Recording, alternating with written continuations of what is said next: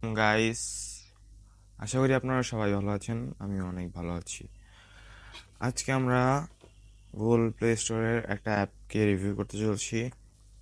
আমরা Google play স্টোরে এসে ওই আই স্ক্যানার পিডিএফ নামের একটা অ্যাপ রিভিউ করব।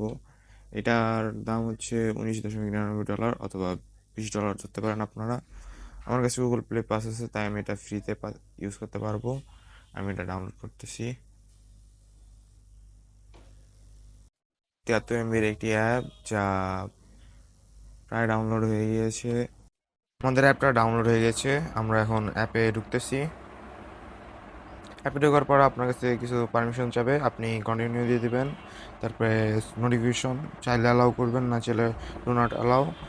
দেন হচ্ছে এই যে নেক্সট নেক্সট নেক্সট চলে আসছি আমরা অ্যাপের মেন ইন্টারফেসে। আমি একটু আপনাদের ইন্টারফেসটা এক্সপ্লেন করি।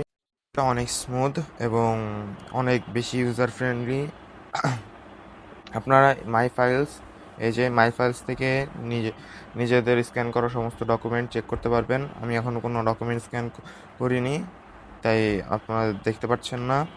এই অ্যাকশনসের ভিতর আইসে আপনি ডকুমেন্ট স্ক্যান করতে পারবেন, আইডি কার্ড স্ক্যান করতে পারবেন, পাসওয়ার্ড স্ক্যান করতে পারবেন, কিউআর কোড স্ক্যান করতে পারবেন, এরিয়া ডিটেক্ট করতে পারবেন। এখানে আরও অনেক ধরনের টুলস আছে, যেমন মার্কআপ টুল, অ্যাড টেক্সট টুল। আপনি আপনার পিডিএফ বা অন্য ইসের মধ্যে স্ক্যান করতে পারবেন। এখানে আপনি পিডিএফ বানাইতে পারবেন, জেপিজি বানাইতে পারবেন, টেক্সট এক্সপোর্ট করতে পারবেন। ডাইরেক্ট এখানে প্রিন্ট দেওয়ার অপশন আছে, ফ্যাক্স করার অপশন আছে, ডকুমেন্ট স্ক্যান করার অপশন আছে। যদি আমরা অলের মধ্যে যাই, এখানে এক্সএমএল ফাইলের অপশন আছে এবং পিপিটি ফাইলের অপশনও আছে। আমরা সবগুলো একটা করে আসবো। আর এখানে আপনারা পাচ্ছেন ইমেজ তৈরি করার, ওসিআর তৈরি করার, স্প্লিট করার অপশন পাচ্ছেন। কোনো পিডিএফে বা অন্য কোনো ডকুমেন্টে আপনি চলে চান পেজ অ্যাড করবেন, সেটার অপশন আপনারা পাচ্ছেন। ওয়াটারমার্ক অ্যাড করতে পারবেন, তারপরে এডিট করতে পারবেন। বিভিন্ন লেখালেখি করার জন্য এই টুলটা ব্যবহার করা হয়। ডাইরেক্ট আপনি যে ফন্টে আছে সেই ফন্টে লেখার জন্য এটি ইউজ করা হয়। ভিডিওর মাঝখানে বলে দিই, এটি কোনো পেইড প্রমোশন নয়, এটি আমি নিজের ইচ্ছা থেকেই তৈরি করতেছি। এর জন্য আমি কোনো আর্থিকভাবে লাভবান হচ্ছি না। আপনার সিগনেচার অ্যাড করতে চাইলে এটার মাধ্যমে করতে পারেন। আবার একাধিক ডকুমেন্টকে যদি একসাথে মার্জ করতে চান, এটার মাধ্যমে পসিবল। এখন আমরা প্রথমে ডকুমেন্টের ভিতরে আসি। যদি ডকুমেন্টের ভিতরে আসেন এবং একটা পেজকে এভাবে স্ক্যান করেন, এখানে আপনারা অপশন পাচ্ছেন হাই, লো, মিডিয়াম এবং এইচডি। তো আমি এইচডিতে একটা করি, না হাইতে একটা হয়ে গেছে।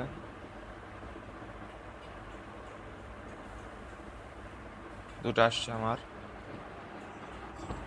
এখন স্ক্যান হচ্ছে। এই যে আমার ডকুমেন্ট ফরম্যাট চলে আসছে। এইখানে থেকে আপনারা এই যে কালার ব্ল্যাক অ্যান্ড হোয়াইট করতে পারেন, অটো কালার অ্যাড করতে পারেন, কন্ট্রাস্ট রেশিও কমানো বাড়ানোর অপশন আছে, তারপরে গ্রে স্কেল করতে পারেন, অরিজিনালেও রাখতে পারেন।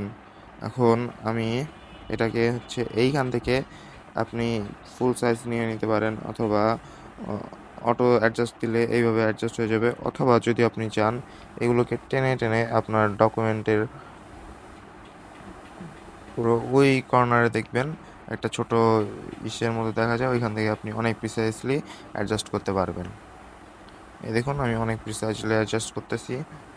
এইখান থেকে এভাবে অ্যাডজাস্ট করার পরে আমি যদি এখানে টিক চিহ্নে চাপ দিই, তাহলে এটা এইভাবে হয়ে যাবে। এখন আমি এইটার colour ratio black and white করে দিব। ব্ল্যাক অ্যান্ড হোয়াইট করে দেওয়ার পরে আমি একটু কমায় নিচ্ছি। আপনি এভাবে রোটেট করতে পারেন, আমি রোটেট করতেছি না। আপনি সাইজ হচ্ছে এখানে আপনি অনেকগুলো সাইজ পেয়ে যাবেন। অরিজিনাল সাইজ পাচ্ছেন, A4 সাইজ পেপারে অ্যাডজাস্ট করতে পারবেন, A5 সাইজ, বিজনেস কার্ড সাইজেও করতে পারবেন, লেটার সাইজ, লিগাল সাইজ। এই কটা অপশন আপনার কাছে আছে। অথবা এখান থেকে ডিলিট চাপ দিলে ডিলিট হয়ে যাবে। আমি ডিলিট করে দিচ্ছি। এখন আমাদের এই যে এখান থেকে হচ্ছে ফ্লাশ, অটো ফ্লাশ, এগুলো করা যায়। এখান থেকে অটো ম্যানুয়াল, এখানে অটো রাখা বেটার। এখান থেকে আপনি গ্রিড অ্যাড করতে পারবেন, চাইলে গ্রিড সরাইতে পারবেন, আমি কেটে দিচ্ছি। এখন আমরা পরবর্তীতে দেখব আইডি কার্ড। আমার কাছে আইডি কার্ড না থাকায় আমি আমার ডেবিট কার্ড দিয়ে আপনাদের দেখাচ্ছি। আমার ডেবিট কার্ডটা এখানে রাখি এবং এখানে আমি ওয়ান সাইডেরও নিতে পারবো অথবা বোথ সাইডেরও। আমি বোথ সাইড করে আপনাদের দেখাই আপনাদের সুবিধার্থে। আমি একটু এটাই ঘুরিয়ে নিই। আমি যখন এটাকে ক্লিক করি, আপনারা চেষ্টা করবেন কম রাখতে, আমার হাতটা একটু নড়তেছে। এরপরে এখান থেকে আপনারা এইগুলা ধরে ধরে একটু অ্যাডজাস্ট করে দিবেন। আপনারা যত প্রিসাইজলি অ্যাডজাস্ট করতে পারবেন আপনাদের ডকুমেন্ট তত ভালো হবে। আমি ভিডিওর জন্য অত প্রিসাইজ করতেছি না, মোটামুটি যতটুকু দরকার ততটুকু। এখন আমি নেক্সট দিলাম। এখন ব্যাক সাইড, আমি কার্ডটা ঘুরিয়ে নিই। ব্যাক সাইডের একটা ফটো ক্লিক করি।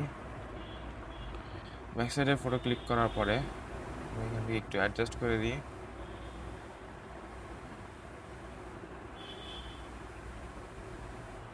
অ্যাডজাস্ট করে দেওয়ার পরে আমি কন্টিনিউ যখন বাটন ক্লিক করব, দুইটা স্ক্যান হবে। স্ক্যান হওয়ার পরে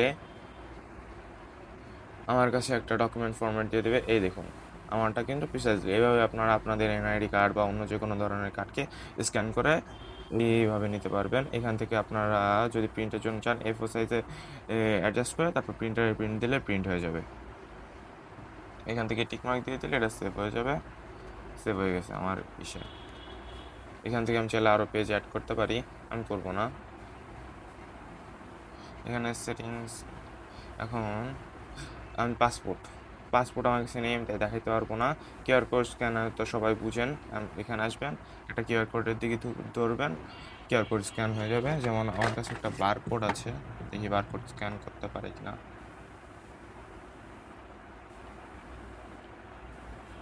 সম্ভবত বারকোড স্ক্যান নেয় না। তাহলে একটা ভালো জিনিস না, এটা ফল্ট। এটা এখন এরিয়া, এটা দেখে আপনি কী করবেন। এরিয়া দিয়ে আপনি এরিয়া লেন্থ মেজার করতে পারেন। যেমন এটা চাপ দিলেন, চাপ দেওয়ার পরে এইভাবে একটু ঘোরাবেন। ঘোরাইলে এখানে কিছু বিন্দু চলে আসবে। আপনি আপনার সুবিধা মতো যে কোনো এক জায়গায় একটা বিন্দু অ্যাড করবেন। সেই বিন্দুর বরাবর টান দিয়ে এখানে ধরেন আমি আরেকটা বিন্দু অ্যাড করলাম। এইখান দিয়ে আমি একটা বিন্দু অ্যাড করলাম এবং এটাকে যদি আমি এইভাবে মিলিয়ে দিই তাহলে ত্রিভুজ আকারে আমি একটা বিন্দু পাচ্ছি। অথবা আমি এখানে একটা দিয়ে এইখানে যদি মিলাই দেই, দেন আমি যদি নেক্সট বাটন চাপ দিই তাহলে আমার কাছে এইভাবে এখানে কতটুক বাই কতটুক এরিয়া আছে আমার কাছে টোটাল এরিয়ার চলে আসবে, এরিয়া টোটাল লেন্থ চলে আসবে, এরিয়ার ক্ষেত্রফল চলে আসবে। অনেক সহজ একটা জিনিস এবং অনেক সময় কাজেরও। এখান থেকে আপনি থেকে millimetre, centimetre, metre, feet, yard বিভিন্ন স্কেলে পরিমাপ করে নিতে পারেন। এদের রেগুলারটা হচ্ছে ফিট, তো অনেক অ্যাকুরেটলি দেয়। আমরা এখন ব্যাকে যাই। এই অ্যাপের আরও অনেক ইউজফুল ফিচার আছে। আপনারা যদি চান, ভিডিও অনেক লং হয়ে যাচ্ছে তাই আমি সব কিছু এক্সপ্লেন করছি না। আপনারা এমনি পিডিএফ করা একটা দেখিয়ে দিই। এখান থেকে এই ডকুমেন্টটাকেই আমি পিডিএফ হিসেবে সিলেক্ট করতে পারবো, পিডিএফ হয়ে যাবে। এখানে আমি সেভ করতে পারি, প্রিন্টার করতে পারি। আমি সেভ করে দেখাই, সেভ যে কোনো নামে। যখন সেভ হয়ে গেছে মাই ফাইলে আসবো। মাই ফাইলে আসার পরে এখানে চলে আসছে। পিডিএফটা সম্ভবত আমার ইসে চলে গেছে, ফাইল ম্যানেজারের ভিতরে।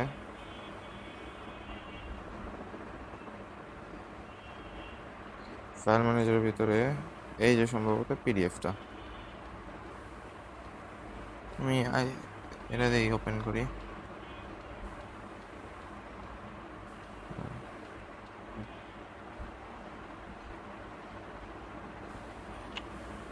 এটা তো পিডিএফ কেমন যেন হয়ে গেল, সম্ভবত এটা কোনো অ্যাপের ফল্ট,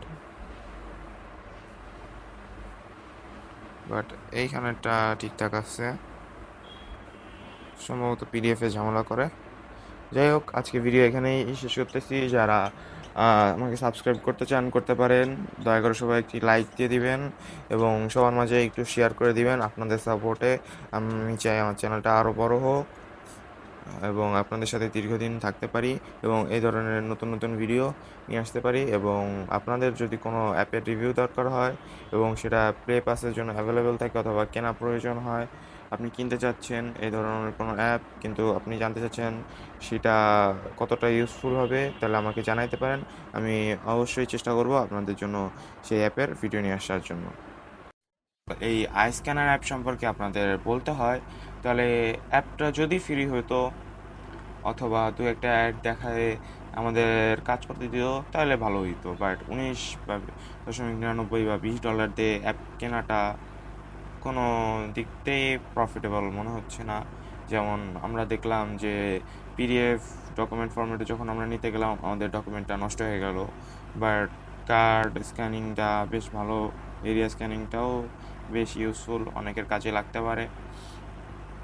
ওভারঅল যদি এটা $3-4 হতো তাহলে আমি আপনাদের রেকমেন্ড করতাম, বাট যদি আপনারা তারপরেও কিনতে চান কিনতে পারেন, but it is not recommended.